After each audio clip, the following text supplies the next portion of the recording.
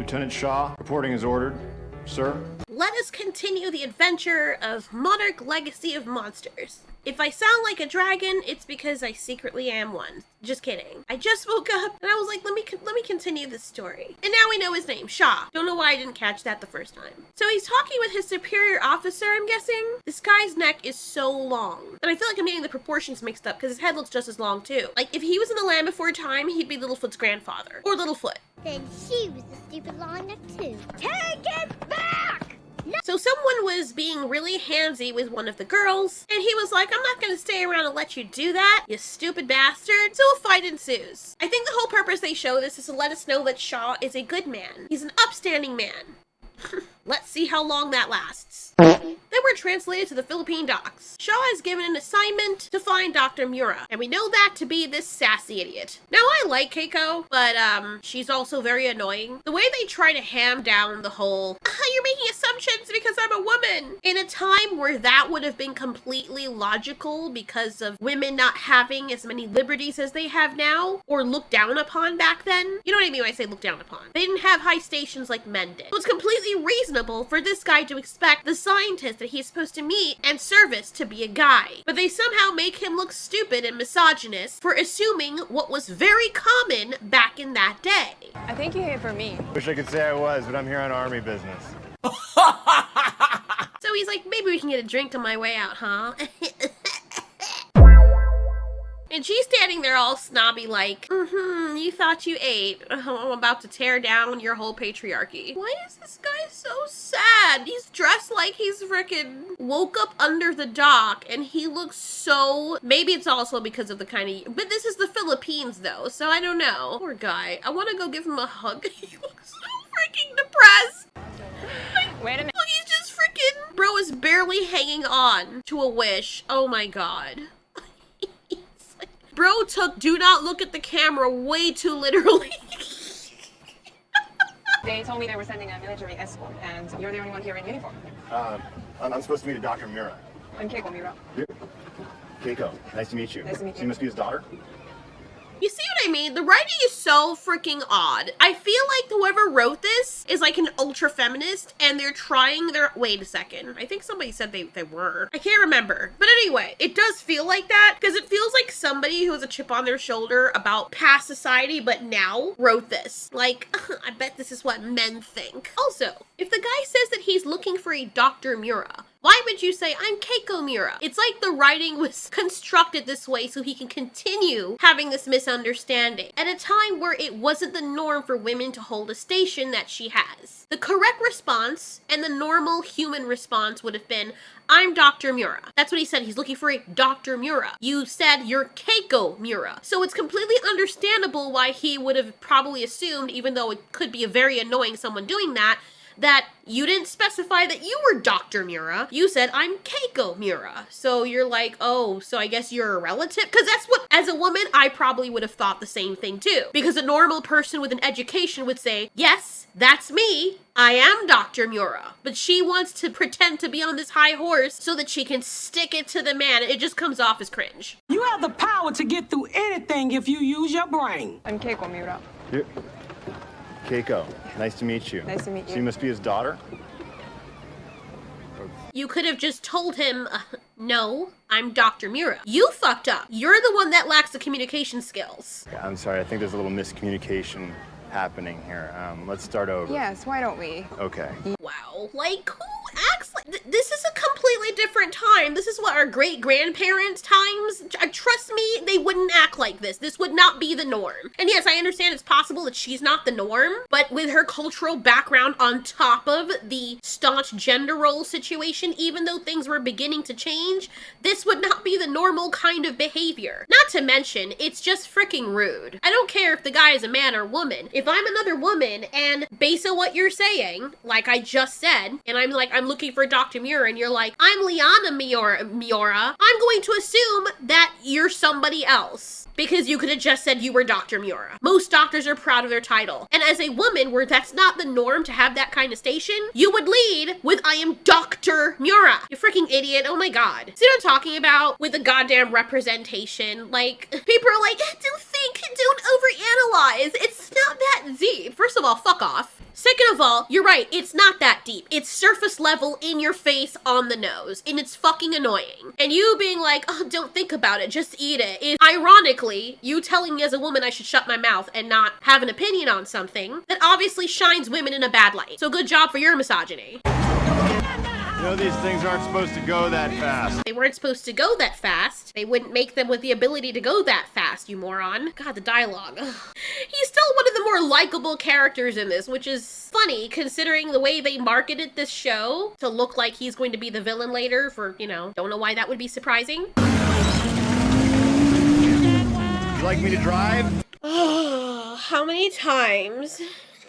How many times in these shows and movies must they do this? Must they have a woman making the man feel uncomfortable? See, I can drive a car super fast and super reckless because I'm cool and I'm a boss bitch. Like, that is so cringy. They do it with every freaking modern show, I swear to God, and it just makes the woman look like an idiot. It doesn't make her look cool, it makes her look stupid. Yes, let's see how irresponsible you can drive. Toxic masculinity is driving reckless and putting other lives in danger. But yet when the woman does it, the same thing that the toxic males do, it's funny and cool and like confidence. I'm just calling out the hypocrisy. It's just so stupid. Already, the introduction of this character is off to a bad start. Can we get like an emotionally mature person for once? Like, take my personality and make the opposite of that. And then make a character that's more likable. It's an army jeep and I'm, you know, the army. Been driving up and down these roads for weeks. I know the way. It would be so funny if the car, if she lost control of the vehicle and just careened off the freaking cliff. Now that would be comedic gold. I would respect the writers if they did something like that. And they both live, and she gets up and he's like, shoulda let me drive. That would have been freaking hilarious. Like, if they took some of these shows and just, we had like an abridged version, as someone said, with just something dubbed or just those weird, unsuspecting situations, that would just make it 100% more entertaining. So now we're back to the present, 2015 Tokyo. Ken over here is still thinking about his father, and we actually get to see him be a human. After thinking about everything, he throws a tantrum. What's so hilarious about this and realistic is that he looks through the drawer, he looks at the freaking things to make sure it's not anything super important. He's like, all right, is this important? No, throw it to the ground.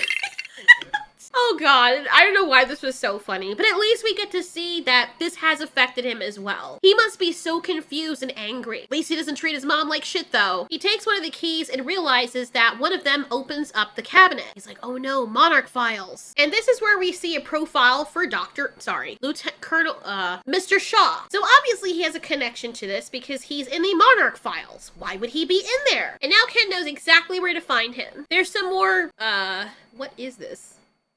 Film. Whiplash Back to the Past. And if you're confused, because we've seen this guy and this girl before, remember I was talking about them obviously being something between the two? Well, this is way before that. This is when they met, which is how I feel they should have started the show. I'm not the only one who has a problem with a constant jumping around in time. I feel like it could have been organized a bit better. Anyway, they start talking. Los Alamos to check it out. Not a woman. Certainly not a Japanese woman. Oh, you got that right, yeah. I mean, for obvious reasons. You told me you didn't take one look at me. Make a snap judgment about who I am the second we met. Huh? It's not the same for me than love, Rachel. Why is it not the same again? I mean, look, I might not know everything there is to know about history, and I'm not American. I wasn't born here. But correct me if I'm wrong. Did Japan not strike America first? Like, I don't really understand what's happening here. Please inform me. I'm not trying to be cheeky right now. I'm legitimately confused as to why she's saying it's not the same. If he had been in her country, pretty sure they would have been treating him probably the way his country's treating her. For obvious reasons. I'm guessing this is after the whole Oppenheimer situation, so tensions are high, and that was also a retaliation off of something that happened before to cause people to want to go that far to tell people to stop. Like, am I missing something? I'm so confused. It seems like the show is trying to narrate this to make it look like she's more in the right because of her heritage, which I feel like there's issues with both sides when everyone's at war. Like, you know, I don't know. But I don't know anything. We hear something rustling in the woods and we think it's gonna be a kaiju, but I already know it's not. It has to be a human being. Out comes the American poster child guy that we talked about. And out comes Shaw being like, you better start talking right now. Why does he call him a swab? That part confused me. So he's like, are you filming us? And he's like, are you guys doing something film worthy? What if they were? What if it was like adult entertainment? Would you continue filming them? Weirdo. Doing something film worthy? I asked you a question. I'm just asking a question back.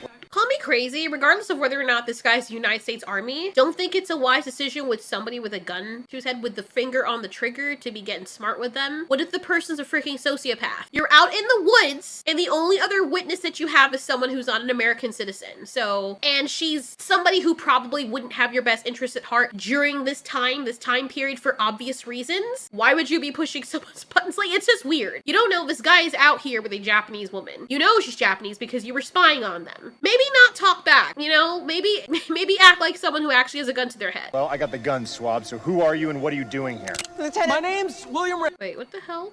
Lieutenant. What kind of gun is that? 5 minutes later. Man, I just looked that up. So pistols back then had hammers. Really? Do they have any modern ones like that? Because I thought only revolvers had hammers. This is new for me as a gun owner. Like, that is interesting. Wow.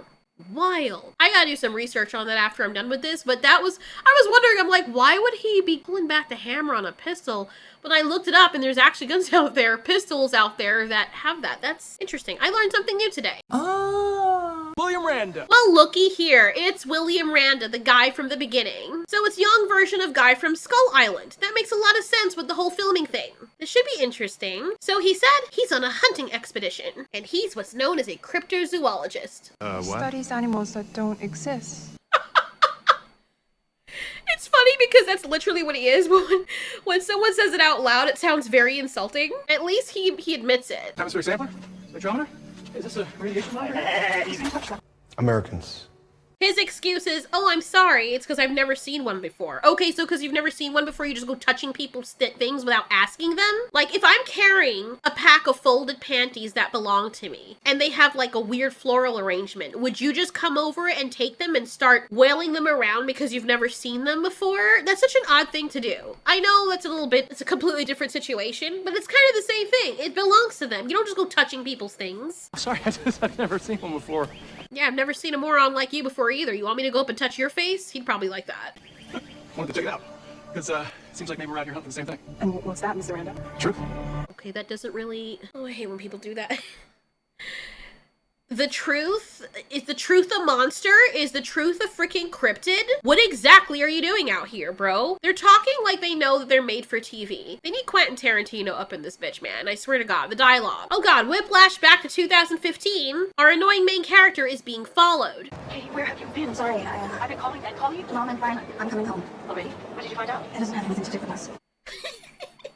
She's difficult and irritating and... You see what I mean? Like how atrocious this character is? First of all, she left her mom just hanging out in the ether. Fine, fair enough. Your mom calls you. You told her you would talk to her later. You even told your new brother, half-brother, that she's gonna have a lot of questions. And then you basically shoot her down saying, nah, I'm good. Has nothing to do with this, Mom. Actually, it does have something to do with your mother is asking you. She's been waiting. Like, what is wrong with her? Find out. It doesn't have anything to do with us. What does that mean? What does it have to do What with did it always have to do with Mom?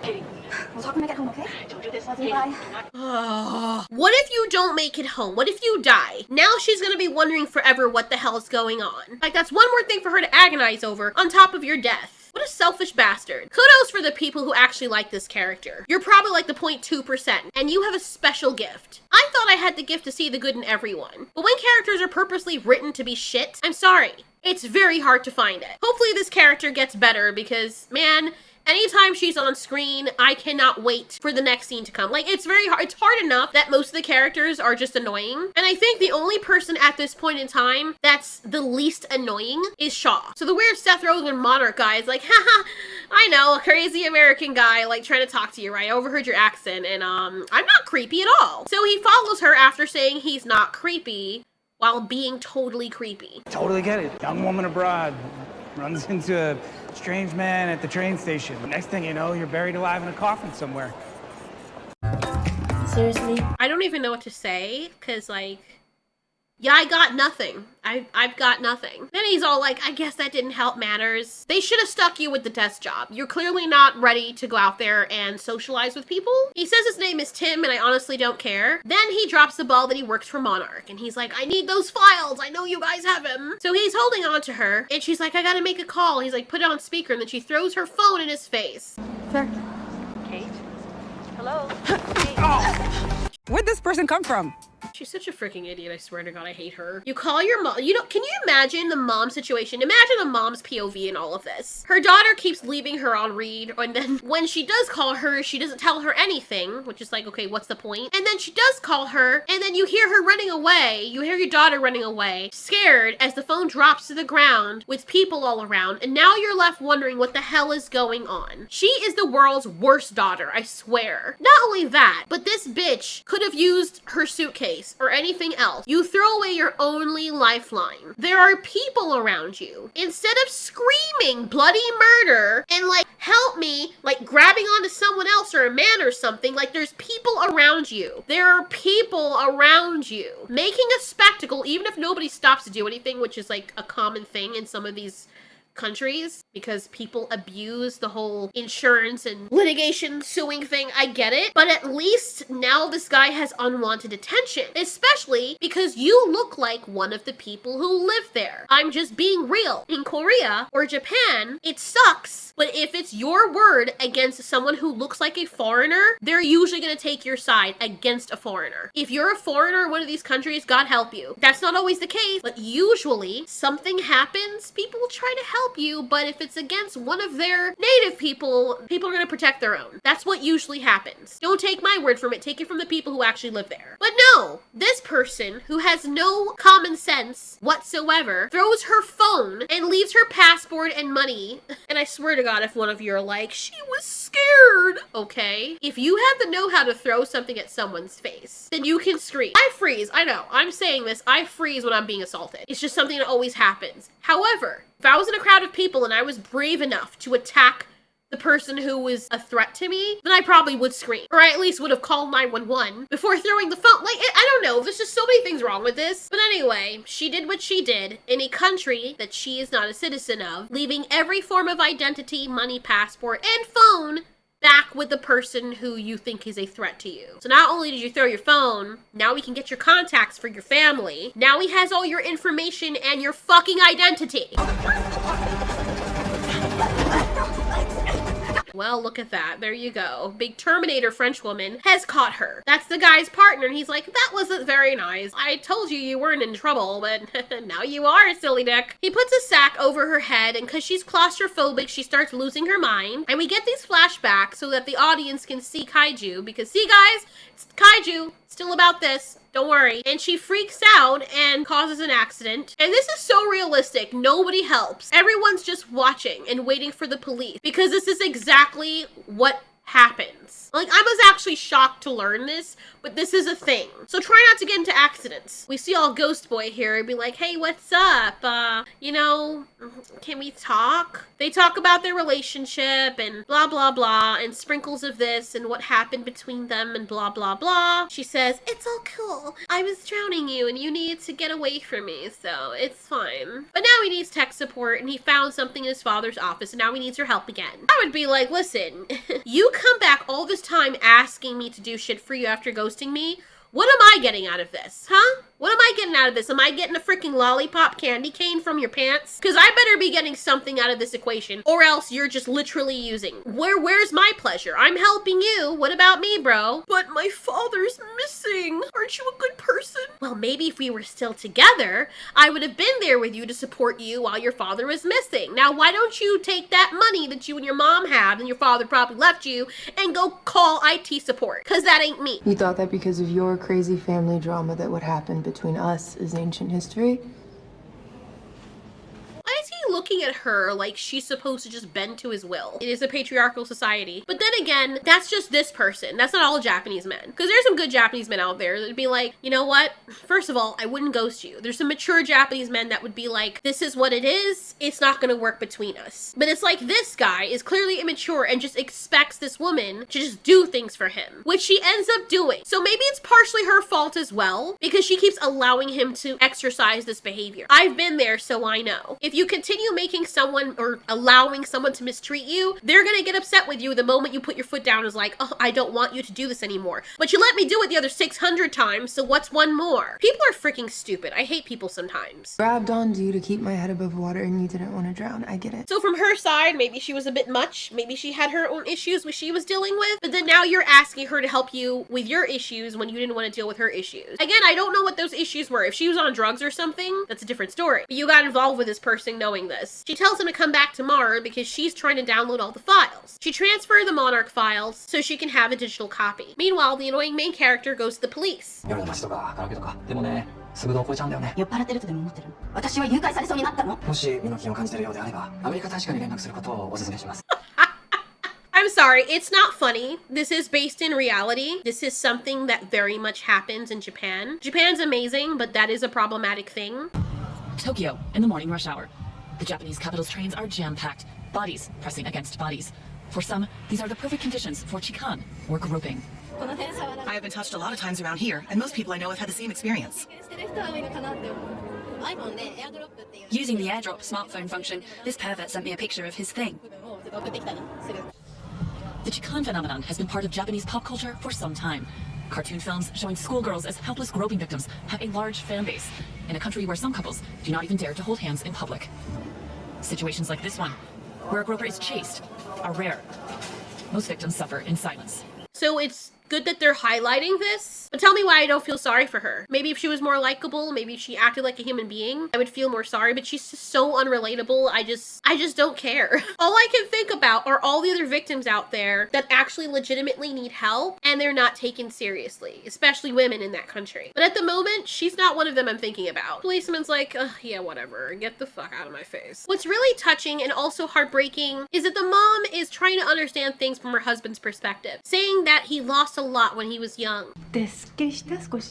Yeah, he's freaking pissed. So she tries to make him feel better by telling him to grab the pictures and start tearing them up. And this is so sweet. And it makes me feel so sad for her because I'm sure she's going through a lot. But she doesn't want that to flow over into her son. She's trying to be the positive light in the situation, trying to be strong for him.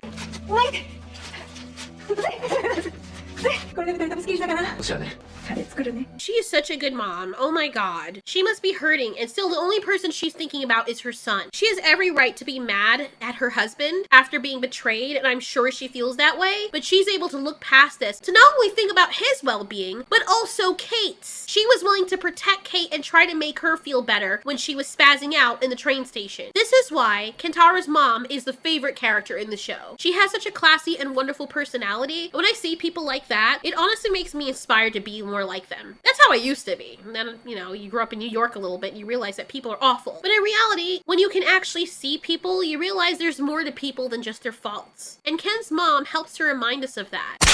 Back to the past. So Billy's like, you guys are following radiation, but you're not gonna find what you want to find out here just from that alone. You see, I know these forests. I know what I'm talking about. Call me Billy. He says there's a path of ionizing radiation. So Shaw's like, okay, we gotta go because you're hunting dragons and whatnot and path of ionizing radiation and whatnot. That's great, but we have a job to do. Meanwhile, Keiko's like, we should let Mr. Randa join us. Shaw thinks it's a bad idea. And then she says, you're not here to think for me, Lieutenant. Okay. Here we go again. He's literally out here to protect you. A strange man comes out from the forest. He smells bad. He looks weird. And you're just gonna immediately trust him. Look at him. Smell him. He's lost here for weeks. Hey, I know exactly where I am now. Of the U.S. Army. My orders are to provide me with operational security. I cannot do that with our new friend Billy, the jungle hermit hanging around. That's a very fair point. I mean, you don't know him. You haven't vetted him. You don't know him. You don't know his angle. What if he's a freaking serial killer? Is she stupid? I just found this guy and I want him to help us. He's a total stranger who we don't know. I know, but like, he's cute. Fine. Just go then. Okay, bye. If I were that guy, yeah, I would leave her ass there. You want to go careening in the jungle with this potential serial killer that you just met? Go right ahead. And you're telling me as your security, I can't think of a more irresponsible, stupid thing for this character to do. You don't know this man. You have someone who is vetted and who is sent to you by the US Army to protect you and grant you security. And a stranger who you just met comes from out of the woods that was filming you guys secretly. And you're like, I'm gonna go with him, and because you won't let him join us, I don't need you. I'm gonna go with the strange man. This kind of shit right here is why real victims end up suffering. Placing yourself in a stupid situation like this is how you get burned. It's the same thing as hearing weird noises in the dark of an animal being killed, and you go out there and lock the door behind you and you're like, hello? If you get eaten, do you think people should feel sorry for you? If it ravages you and the bear sticks its thumb up your ass, do you think people should be feeling sorry for you? No. So my boy leaves. You know what? Good. Oh no, I thought he was gonna actually like stay. Come back. He literally and I know she's now thinking, maybe that wasn't the best idea. Now what am I gonna do? Let me tell you, this is how Mr. Ballin videos start, by the way. Or how they end, depending on how you look at it. So he tells her that people have been telling the same story. The lights in the sky. And whatever's been making them has been tracing the same path over and over again, going back centuries. And she's like, wait, I got a paper like that. And they're exactly the same size and fit perfectly on each other. I swear to God, this freaking show. You realize we could have gathered the fact that they were the same without them being the exact same size. What are the chances that two different drawings and depictions of this thing are exactly the same size? Get the hell out of here with that. So they find a ship, the Lawton, that's been missing for a while. Oh my God, whiplash, back to the present. I don't know how she does it, but the main character is able to find her way back to May's apartment, but the Monarch people are already there. May grabs her, realizes that her location is compromised. She's like, we gotta get out of here. Meanwhile, Ken is with his mom reminiscing. She shows him a picture of the same guy that Ken saw in the files, Uncle Lee, which was the only family that Ken's father, Hiroshi, the missing guy, had left. The one I believe strongly is actually his poppy. Ken wonders out loud if they were so close, why didn't Hiroshi, his father, ever mention him? And the mother mentions that something might have happened in between them. I can imagine why that must have been the case. Maybe he found out maybe that the guy was his father. I'm gonna stay on that. I'm gonna keep sticking with that theory because I feel like I'm right. I mean, they were throwing it in our face. He mentions that her husband didn't like to talk about some parts of his life. Sorry, but you're already going into this marriage with a bunch of secrets and you're surprised that he has a family abroad? Or maybe she's not surprised. Ken gets an important message from May saying to call her, it's urgent. But right after Ken gets the message from his ex, the Monarch people show up. They want their files back. The mother distracts them while Ken goes to get his files, and it's very clear that he went to get the files. The Monarch people are so surprised when they see that Hiroshi is actually this guy's father. Ken, run! So he escapes. They now have confirmation that the files were with him because they found the Monarch bag. I swear this woman walks and acts like the Terminator. Is that what she used as inspiration? Ken is nowhere in sight. Ken now realizing shit got real. He has the photo of Lee Shaw in his pocket, and this is important because we're gonna see him later. Meanwhile, potential serial killer Billy over here decides to venture into the ship. It says that this ship went down 200 miles west of Pearl in 1943. And she's like, Pearl Harbor? But that's 5,000 miles from here. Doy. Billy seems to know exactly where to go in the ship, and it turns out that this is his box. He was on the ship. As a matter of fact, he was on the ship when it was attacked. This is probably what spurred him looking for these monsters, and he was the only survivor. Oh my God, he has a dark past. I'm in love with him. Ash Shaw's like, you know what? Brush off my shoulders. I'm glad those dweebs are gone. I'm gonna go home and eat me a pizza. Why is the Geiger counter going off? Then he gets out of his military vehicle, like a scene from out of Jurassic Park. He sees those ionizing radiation lights in the sky, the ones that they were talking about. And then he's like, oh my God, they're right. Now I have to go back. Whip back to the frickin' I swear to God. My neck and my eyes feel like they are on two different bodies right now. The freaking jarringness of this. So Meg has another place where she has a bunch of passports and a bunch of rolls of cash. Wonderful. They made the only black character in this entire series a freaking criminal. Seriously? Like, do these people even realize that I'm not even gonna. Anyway, this is where the trio were like, our adventure begins. And this idiot's like, I want my real passport, not a fake one. What are you, Jason Bourne? Well, maybe you shouldn't have left it back there with that dude. Like, you want your real passport? You left it there with the villain. What do you expect them to do? Go ask politely for it? I can get us fake passports. I want a fake passport. I want my real passport. I haven't done anything wrong. Okay, when have people in power ever cared about... I know where to go. Let me guess. It's going to be freaking Shaw, isn't it? Oh! Back to the past. Looks organic. Almost looks like the stuff from the Hollow Earth. I may be wrong, but there's these crystallized structures on the ship, and we see that there's slimy crystallized structures with the dead body humans in it. Doesn't look like they're very decomposed either. She's like, let's get out of here. And he's like, I second that. And now there's slime everywhere that wasn't there before. On the ladder that they used to come in. How convenient. Anyway, back to the present. They rent a minivan, and they meet old version of Shaw. He's like, what's up, bros? And he's like, you're Hiroshi's boy. AKA my grandson. I'm jumping ahead of myself. Apparently, even he didn't know that Hiroshi had a daughter. And she's like, oh, look at that. How wonderful. Great at keeping secrets, I guess. Don't worry. Don't feel bad, Kate. Pretty sure the people in America that know him don't know he has a son over there. He's like, you guys are some A-list stalkers, man. How did you find me, bro? Kentaur's like, my mom. But it actually would have taken a little bit more to find that out. Literally, all she gave you was a picture, so... And you didn't have the documents with you, so how really did you find him? That's crazy to me. But plot convenient, they all tell him about the computer file. He's telling them that they need to keep their voices down, while Kate fills him in about G-Day, and him saying that he had someplace he needed to go right after G-Day, which is the day that Godzilla attacked. Of course he wouldn't tell them where. And our girl over here realizes the entire place is bugged. Now he's telling them to keep their voices down, yet you're right beside cameras at every turn, so it doesn't really matter if they keep their voices down or not, because you're being watched. So he's like, you can come with me. I took off my ankle bracelet, I tossed it in the lake, and make up your mind right now whether or not you want to actually do this. And they're like, I don't know, bro. Should we do it? I mean, you're already here, so why not? Back to the past. They're in the ship and they're being attacked by something really large on the outside. How? How? The thing is attacking. How did you find out where they were? They trekked through the jungle. So you would have had to found them unless you're a really good tracker. And then you would have had to have gone into the ship without the thing noticing you, which it seems to be really good at doing. Like, for such a large creature, it's really good at knowing where people are, even when they're being quiet and hidden inside a metal object. Almost like it has X-ray vision, but yet he's able to sneak past it unscathed. Oh my god! Oh my god! So they narrowly escape the whole scene that we saw in the trailer. Then there's like a scene from out of Jurassic Park. Into the herd!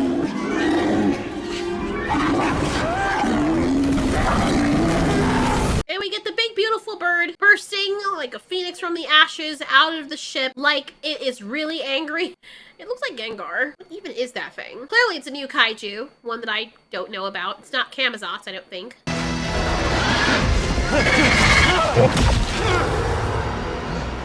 It really doesn't like humans. So Shaw's like, oh my god, they're real, it is a dragon! It's flying overhead. It lands on the ship, and they are making themselves so conspicuous. It just attacked you in that area. What would make you think it's safe to stay there? It's a flying creature, so it probably has binocular vision. But yeah, they're like, it's safe. We're just gonna watch it from a very short distance where we know it can see us. And then the episode 2 ends. A much better episode where things actually start happening. Characters are still very annoying, except for Mama over here. She's the sweetest thing ever. I feel like main character is actually not the main character. She's just an annoying thing. Honestly, if she wasn't a part of it and it was just Ken over here and his girlfriend and you still kept the romantic subplot and that comes about later, I would have liked that. That would have actually been better. She didn't need to be in it. Anyway, fun times. If you guys want some Monster Hunter action and some really cool monsters, stay tuned for episode 3. Thanks for joining on the ride. Thanks so much for watching. This has been Ultiori. You ask, we answer.